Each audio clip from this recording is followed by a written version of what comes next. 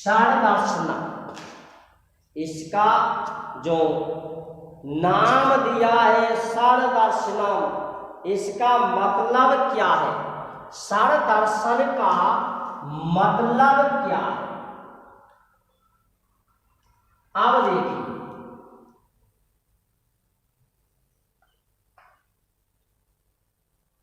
ये वेद रूपी पुरुष है, वेद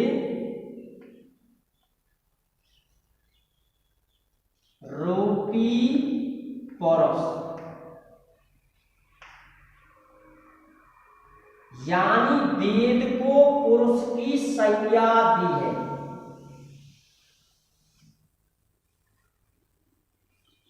वेद को किसकी संज्ञा दी है? पुरुष की। पुरुष के 6 अंग होते हैं। पुरुष के कितने अंग होते हैं? 6 अंग होते हैं। उसी प्रकार से जिस प्रकार मनुष्य के 6 अंग मुख्य होते हैं, उसी प्रकार से वेद के भी 6 अंग मुख्य हैं। जिस प्रकार से मनुष्य के 6 अंग मुख्य माने जाते हैं, उसी प्रकार से वेद के भी 6 अंग मुख्य माने गए हैं, जिनका नाम है षडदर्शन, जिनका नाम है षट अंगानि, अर्थात 6 अंग। क्या नाम है उनका? 6 अंग हैं जिनका नाम। ये 6 जो अंग हैं, इनके अब आप नाम सुनिए।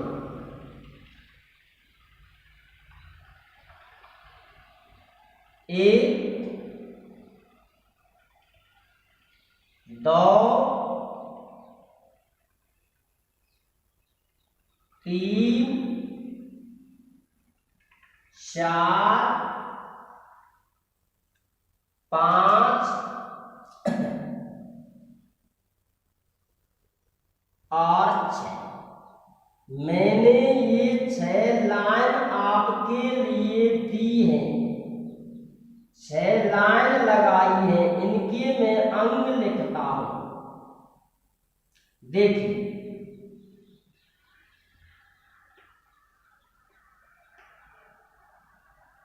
कान,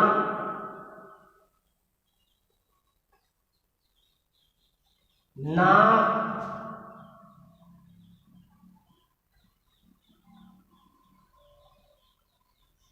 मुख,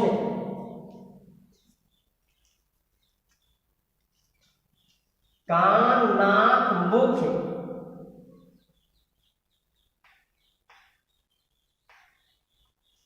हाथ,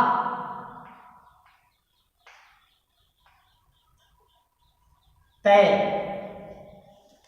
कान, नाक, हाथ, पैर, मुख। अब एक अंग मुख्य बचा है मनुष्य का, और वो है नेत्र। उस अंग का नाम है नेत्र। ये 6 अंग हैं। कितने अंग हैं? 6। मनुष्य के ये 6 अंग हैं। ये किसके अंग हैं? मनुष्य के। अब वेद को पुरुष माना है, इसलिए वेद के भी यही 6 अंग हैं। नाक, कान, मुख, हाथ, पैर और नेत्र। अब देखिए, इनके 6 अंग कौन है? नाक, ये जो नाक है, नाक जो है, वेद की नाक है शिक्षा।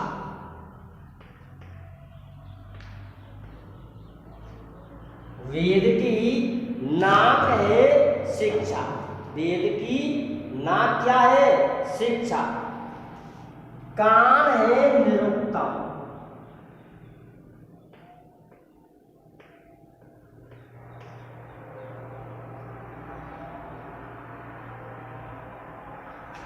कान है निरुक्तम, ये इसके कान है। अब आता है मुख। इसका मुख है व्याकरण। वेद रूपी पुरुष का मुख है व्याकरण। मुख्य क्या है? व्याकरण। अब देखिए, अब आता है हाथ। आपने कल्प का नाम सुना है।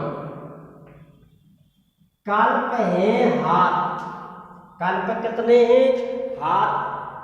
अब देखिए पैर। पैर है छंद। पैर है छंद और नेत्र है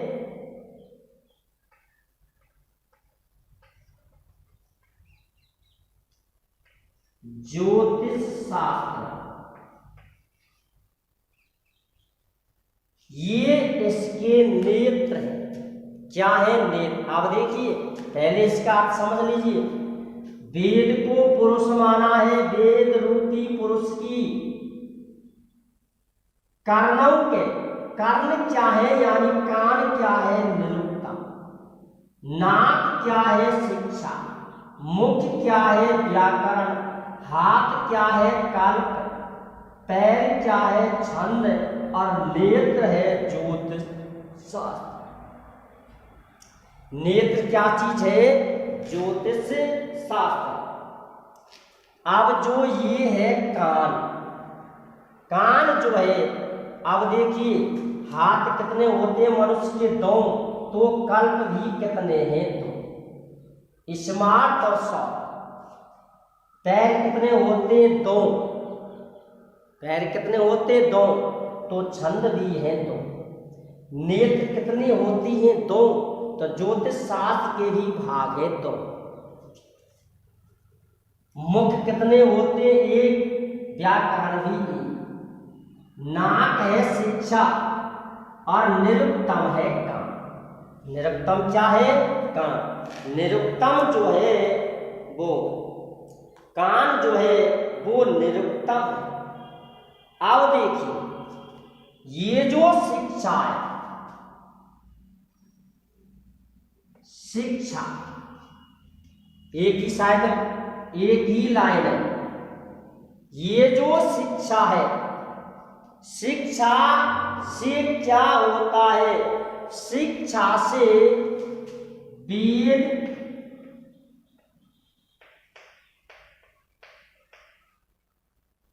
मंत्रों का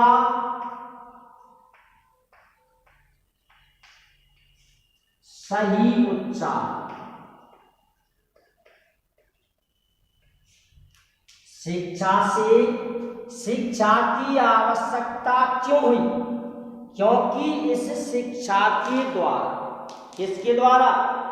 नाक के द्वारा, शिक्षा के द्वारा वेद मंत्रों का सही उच्चारण होता है। किससे? शिक्षा से।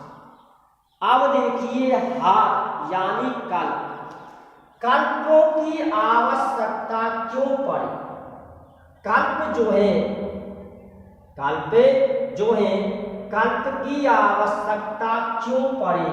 तो मैं यहाँ इसका तीर से निशान लगाता हूँ और यहाँ भी आपके लिए लगाए देता हूँ, जिससे कोई भी शंका नहीं। यज्ञ के प्रचार के लिए,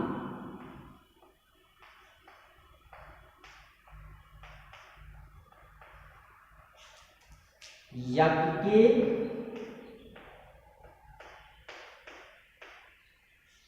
प्रचार के लिए जिनका प्रयोग किया जाता है उन्हें कल्प कहते हैं।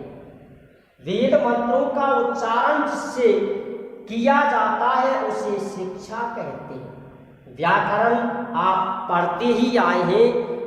व्याकरण वो एक बिंदु है, वो एक टॉपिक है जिससे प्रकृति और प्रत्यय का हमें ज्ञान होता है। प्रकृति और प्रत्यय का जिससे हमें ज्ञान होता है उसे हम व्याकरण कहते हैं। ज्योतिष शास्त्र, ज्योतिष शास्त्र जो है यानी नेत्र, ये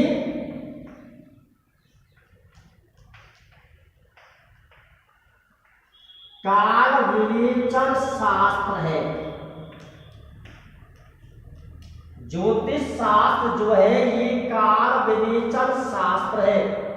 इससे मुहूर्त निकलता है, शुभ घड़ी निकलती है, क्योंकि सभी कार्य शुभ घड़ी में किए जाते हैं। किस घड़ी में करें और किस घड़ी में ना करें ये निर्धारित करता है ज्योतिष शास्त्र। ये कौन निर्धारित करता है? ये ज्योतिष शास्त्र निर्धारित करता है। अब देखिए, ये जो शिक्षा है 30। शिक्षाओं की संख्या कितनी है? 30। लेकिन पाणिनि शिक्षा सर्वप्रिय है या सर्वश्रेष्ठ है। कुल शिक्षा कितनी है? 30 शिक्षा है, जिनमें से पाणिनि की जो शिक्षा है वह सर्वश्रेष्ठ शिक्षा मानी जाती है। मुख्य शिक्षा पाणिनि शिक्षा ही है। मुख्य जो शिक्षा है वो कौन सी शिक्षा है? वो पाणिनि शिक्षा है। कल्प, मैंने आपसे कहा है कल्प 2 प्रकार के हैं। एक तो है स्मार्त और दूसरा है सूत्र। कल्प 2 होते हैं, स्मार्त और स्रोत कल्प। ये जो है स्मार्त और स्रोत कल्प 2 हैं, स्रोत और स्मार्त। स्मार्त जो है, स्मार्त 2 प्रकार का है। स्मार्त जो है वो 2 प्रकार का है, ग्रह सूत्र और धर्म सूत्र। स्मार्त जो कल्प है वो 2 प्रकार का होता है, ग्रह सूत्र और धर्म सूत्र। कल्प 2 प्रकार के होते हैं, स्मार्त कल्प और स्रोत कल्प। स्मार्त 2 प्रकार का होता है, ग्रह सूत्र और धर्म सूत्र। ये कल्प है। कल्प के बाद अब देखिए, ये जो निरुक्तम है, ये निरुक्तम जो है ये यास्क की रचना है। निरुक्तम किसकी रचना है? ये यास्क की रचना है। किसकी रचना है? ये यास्क की रचना है। कौन? निरुक्तम। निरुक्तम यास्क की रचना है। किसकी रचना है? यास्क की। और छंद किसकी रचना है? ये आपने पढ़ा है आचार्य पिंगल। आचार्य पिंगल ने ही छंद शास्त्र का निर्माण किया या छंद शास्त्र की स्थापना। 3 वेदों के जो ज्योतिष प्रणेता है, ये जो 3 वेदों के ज्योतिष प्रणेता,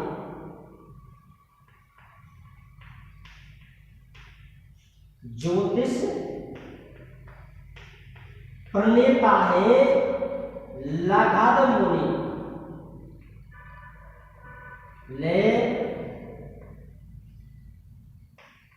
लघद मुनि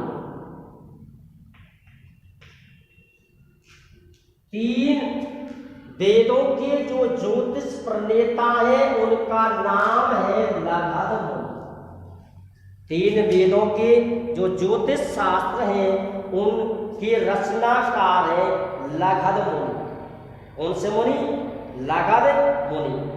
ज्योतिष शास्त्र की, ज्योतिष शास्त्र, ये जो ज्योतिष शास्त्र है इसके 3 मार्ग।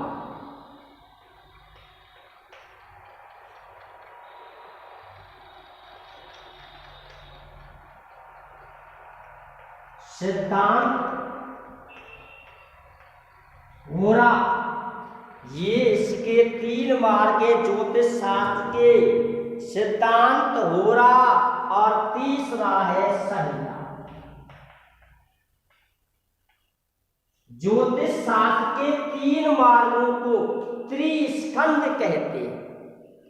ज्योतिष शास्त्र के 3 मार्गों को त्रिस्कंध कहते हैं, जिसका वर्णन आपने वैदिक साहित्य के पहले या दूसरे भाग में पढ़ा था। ज्योतिष शास्त्र के 3 मार्ग हैं, संहिता, सिद्धांत और होरा, जिन्हें त्रिस्कंध कहते हैं। वेद रचना के 3 प्रकार हैं, जिन्हें क्या कहते हैं? वेद त्रय कहते हैं। क्या कहते हैं? वेद त्रय कहते हैं। तो ज्योतिष शास्त्र, तीनों वेदों के जो ज्योतिष शास्त्र है उनके आचार्य हैं नगरमुनि। ज्योतिष शास्त्र के 3 मार्ग हैं। कितने मार्ग हैं? 3, संहिता, सिद्धांत और होरा, या सिद्धांत, होरा और संहिता। अब देखिए, मैं यहां ज्योतिष शास्त्र,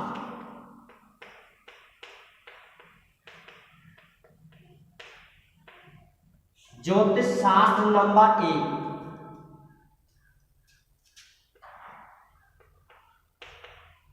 आर्ष।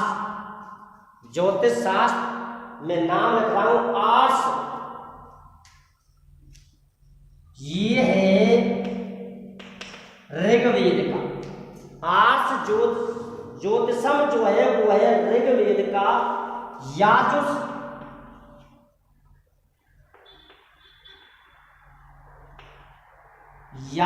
है यजुर्वेद का। याजुष जो ज्योतिष शास्त्र है और वो है यजुर्वेद का। किसका? यजुर्वेद का। नंबर 3, अथर्वण ज्योतिष शास्त्रम, ये है अथर्ववेद का। ये किसका है? ये अथर्ववेद का है। अथर्व। याजुष के 2 भाष्य। याजुष जो है, ये जो याजुष है इसके 2 भाष्य। कितने भाष्य इसके? इसके 2 भाष्य। एक तो है सोमकार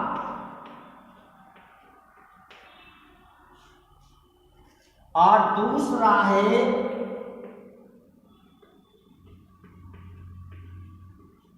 सुधाकर द्विवेदी। यानी सोमकार और सुधाकर द्विवेदी ने याजुष ज्योतिष शास्त्र के 2 भाष्य लिखे या 2 भाष्यों की रचना की। ये हैं वेदांगानी, यानी वेद के अंग। किनके अंग हैं? ये वेद के अंग हैं। इनमें प्रतीक का अर्थ आपके सामने है। आप इन्हें फिर से देखें। अब देखिए, व्याकरण जो है, व्याकरण जो है ये भविष्य पुराण के अनुसार ये जो व्याकरण है,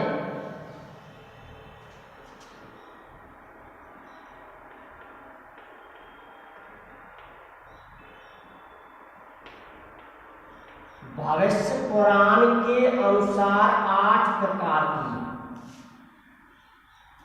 भविष्य पुराण के अनुसार व्याकरण जो है वो 8 प्रकार की व्याकरण श्रेष्ठ मानी।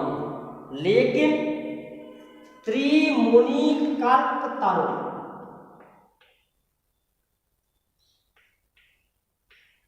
त्रिमुनि कल्पतरु के अनुसार व्याकरण 9 प्रकार की मानी।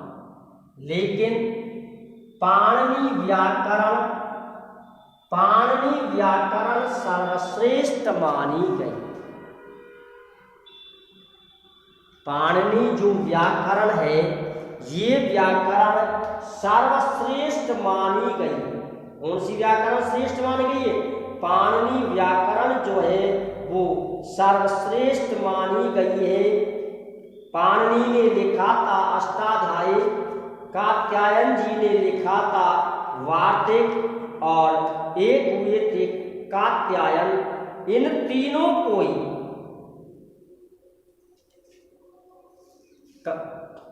पतंजलि, कात्यायन और पतंजलि, इन तीनों को ही त्रिमुनि कहा जाता है। इन तीनों को ही त्रिमुनि कहा जाता है। इस प्रकार से बंधुओं ये जो है ये वेद के अंग हैं। किसके अंग हैं? ये वेद के अंग हैं। 6 अंगों का वर्णन हमने एक चक्र के द्वारा किया। वेद रूपी पुरुष के 6 अंग हैं। निरुक्तम कान है, शिक्षा नाक है, व्याकरण मुख है, कल्प हाथ है, छंद पैर है, ज्योतिष शास्त्र नेत्र है। वेद मंत्रों का जिसके द्वारा सही उच्चारण होता है उसे शिक्षा कहते हैं। प्रकृति प्रत्यय का ज्ञान होता है उसे हम व्याकरण कहते हैं। यज्ञ का प्रचार प्रसार जिनके द्वारा किया जाता है उन्हें हम कल्प कहते हैं। लय ताल यानी निश्चित वर्णों का वर्णन जहाँ होता है, निश्चित मात्राओं का ज्ञान जहाँ होता है, ये भी एक व्याकरण का ही भाग है। और काल विवेचन शास्त्र को या मुहूर्त का वर्णन जिसमें होता है उसे ज्योतिष शास्त्र कहते हैं। ज्योतिष शास्त्र तीनों ही वेदों के ज्योतिष शास्त्र हैं, उनको लिखा था नगध मुनि ने। ज्योतिष शास्त्र के 3 मार्ग हैं, सिद्धांत, संहिता और होरा। ऋग्वेद का ज्योतिष शास्त्र है आर्ष, यजुर्वेद का है याजुष और अथर्ववेद का है अथर्वण। याजुष के 2 भाष्य हमें मिले हैं, सोमकार का भाष्य और सुधाकर द्विवेदी का भाष्य। निरुक्तम जो है वो यास की रचना है। कुल शिक्षा है 23। पाणिनि शिक्षा सर्वश्रेष्ठ शिक्षा है। अब देखिए ये जो व्याकरण है भविष्य पुराण के अनुसार 8 प्रकार की व्याकरण श्रेष्ठ मानी गई है, लेकिन त्रिमुनि कल्पतरु के अनुसार ये जो 9 प्रकार की व्याकरण श्रेष्ठ मानी गई। इस प्रकार से ये षड दर्शन का जो टॉपिक है ये इसी स्थान पर समाप्त होता है। जय हिंद, जय भारत, वंदे मातरम।